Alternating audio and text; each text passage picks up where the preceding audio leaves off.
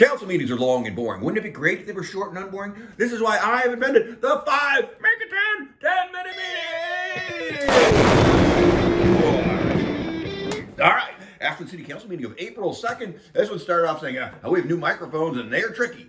And public forum time is only 1 minute a person since there's so many people. And Arbor Day proclamation, whereas, the first week of April is Arbor Week.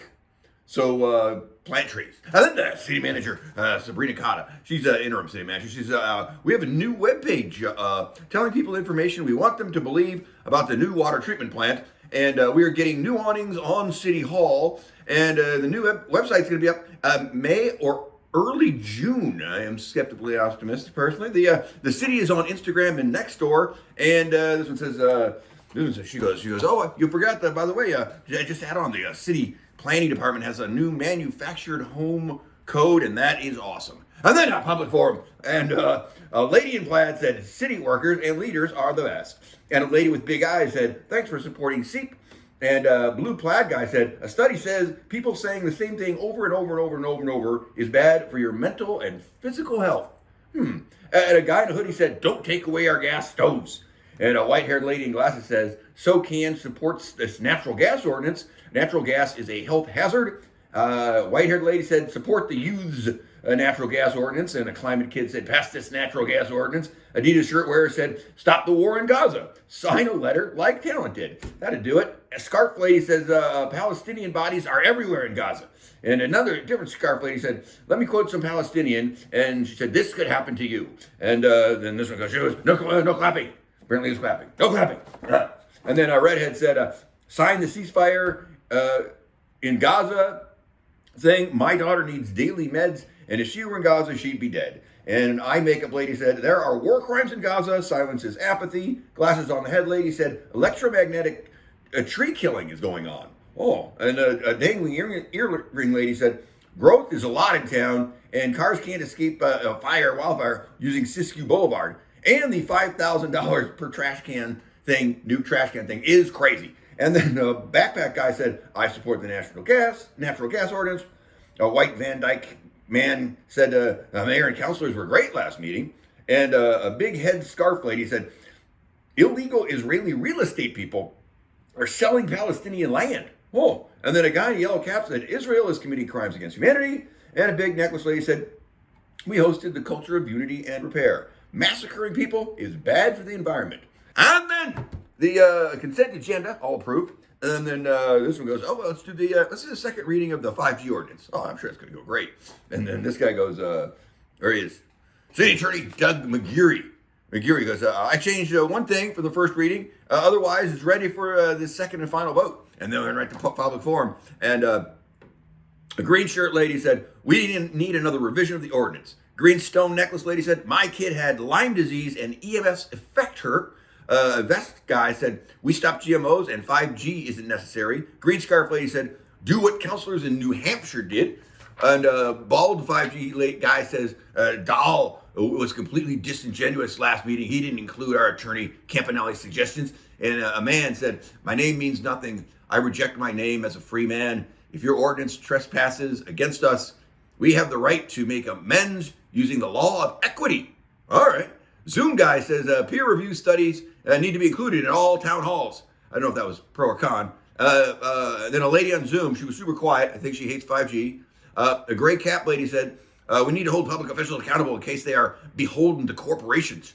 And a glasses lady said, we use consensus input process, not the public obligation of duty. I think she hates the process. And then a checked shirt guy said, what's the rush? And he made a pretty good Home Depot joke, actually. Hoodie guy says, we are demanding change. You should do what we say. And a red glasses lady said, we could experience a famine because 5G will kill all the bees. And a green shirt guy said, no council member has accepted my PowerPoint presentation. And the long beard guy said, let's pause this thing, man. And then the green shirt lady said, 5G affects our brain cells and digestion. And wild scarf lady said, this is about money. Telecom industry is the enemy. And a red headband lady said, I'm disgruntled. Stop 5G. And a denim jacket lady said, listen to us. I don't do cruises because they activate the shots with their 5G.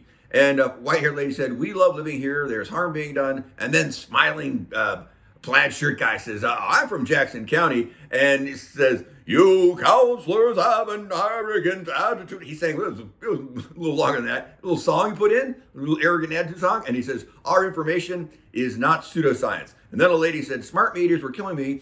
I'm going to prayer right now, and then Amazing Grace. Yeah, that's right, second song in a row. It was a little, she did that, right? She went that to the end till her time was up. And then a green sweater lady said, this came out of nowhere. I did, and then, so, end of public forum. And then, this one says, again, how did we pay our attorney, how much did we pay our attorney to write this 5G ordinance? No one's ever answered me. And the city manager goes, it was $11,000 so far. And then this guy goes, attorney, can you explain why? Because the attorney wrote the 5G, she's on Zoom at this point. She goes, can you explain why and how we've addressed and dismissed 5G requests? And the attorney was like, legal. It probably was right, honestly. It was just very legally. And then she said, every 5G request we addressed and did the best we legally could. And this one goes, no laughing. Apparently they're laughing. She's not happy. And then this one says, I move to approve the second reading. And this guy goes, I am saddened by the theatrics and threats. I support this. And this one says, I represent the community, so I will not be supporting this. And this guy says, the ordinance steps us forward. I'm supporting. And this one says, I have been listening. This ordinance does give you 5Gers a level of protection. It was all approved 5-1, I guess. And this one goes, I am disturbed by the FCC's ruling. And I'll look into that because, that's the level I am telling you people that I am on. FCC and Mayor Ashton totally equal. I'll probably just pick up the phone call. And then this one says second reading of the fire code. And this guy goes, hey, how's this going to affect business? How's it going to business? And fire marshal guy says, well, it's probably going to be a pain in the ass and cost money, but safety. And he goes, safety, totally. That's a good thing for business. All approved. And then helicopter tree cutting, wildfire guy, Chris Chambers. I propose he looks like this a little bit. He says, here are a bunch of confusing numbers. He does this a lot, confusing numbers. And then trails are closing, and helicopters are cheaper than people with chainsaws because I say so, basically. And also here are lots of studies showing why we don't need to leave all the trees on the ground, and as if they were required for composting the earth like mulch. And removing trees is better and not really that detrimental to the soil. And then public forum, of course, former naked counselor imagines that leaving trees on the ground is good. And the policy we had in the 70s, 50 years ago, yeah, we should be doing that today. And then this guy goes,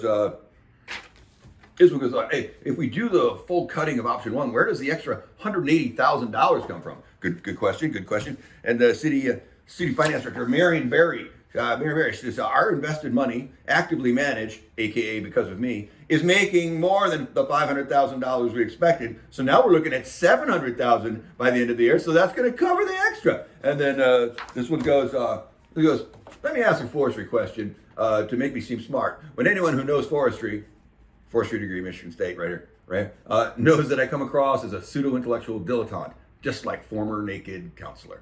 All approved. And then parking management contract, Public Works Director Scott Flurry says, the Diamond Parking people, that's who used to give us tickets for bad parking. That contract expires April 30th, and the new company called LAZ Parking won, and they take over the contract to give us tickets. And then the new homeless shelter ad hoc committee. This one says, I brought this together, so I will facilitate this, and I'm curating the types of people who will be on this committee. And then this one goes, he goes, yeah, there's a homeless master plan committee. Are we incorporating that, right?